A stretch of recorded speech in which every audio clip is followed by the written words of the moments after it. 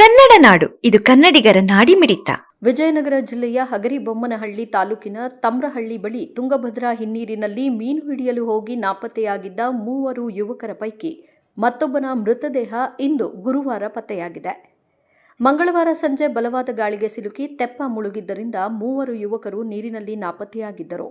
ಬುಧವಾರ ಯಮನೂರಪ್ಪ ಎಂಬ ಯುವಕನ ಶವ ಸಿಕ್ಕ ಬೆನ್ನಲ್ಲೇ ಇಂದು ಬೆಳಗ್ಗೆ 26 ವರ್ಷದ ಮಡಿವಾಳರ ಅಜ್ಜಪ್ಪ ಎಂಬುವವರ ಮೃತದೇಹ ಮೀನಿನ ಬಲೆಯಲ್ಲಿ ಸಿಕ್ಕಿ ಹಾಕಿಕೊಂಡ ಸ್ಥಿತಿಯಲ್ಲಿ ಪತ್ತೆಯಾಗಿದೆ.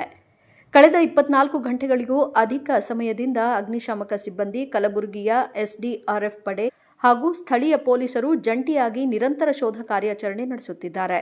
ಇಂದು ಬೆಳಗಿನ ಜಾವ ಉಡುಪಿಯ ಪ್ರಸಿದ್ಧ ಮುಳುಗು ತಜ್ಞ ಈಶ್ವರ್ ಮಲ್ಪೆ ಅವರು ಕೂಡ ಸ್ಥಳಕ್ಕೆ ಆಗಮಿಸಿ ಕಾರ್ಯಾಚರಣೆಗೆ ಧುಮುಕಿದ್ದಾರೆ. ಇನ್ನು ನಾಪತ್ತೆಯಾಗಿರುವ 3ನೇ ಯುವಕ ಮಡಿವಾಳರ ರಾಜನ ದೇಹಕ್ಕಾಗಿ ನೀರಾಳದಲ್ಲಿ ಶೋಧ ಮುಂದುವರೆದಿದ್ದು, ನದಿಯ ದಂಡೆಯಲ್ಲಿ ಮೃತರ ಕುಟುಂಬಸ್ಥರ ಆಕ್ರಂದನ ಮುಗಿಲು ಮುಟ್ಟಿದೆ.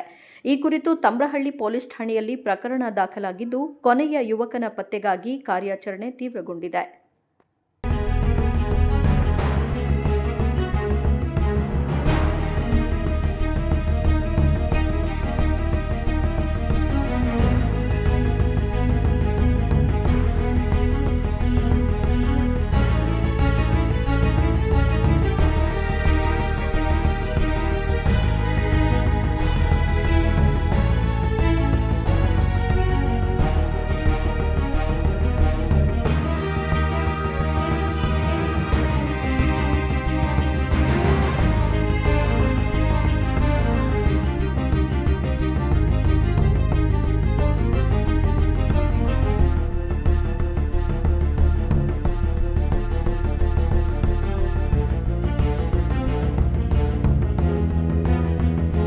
ಸಮಗ್ರ ಸುದ್ದಿಗಳಿಗಾಗಿ ತಪ್ಪದೆ ನೋಡಿ ಕನ್ನಡ ನಾಡು ವಾಹಿನಿ.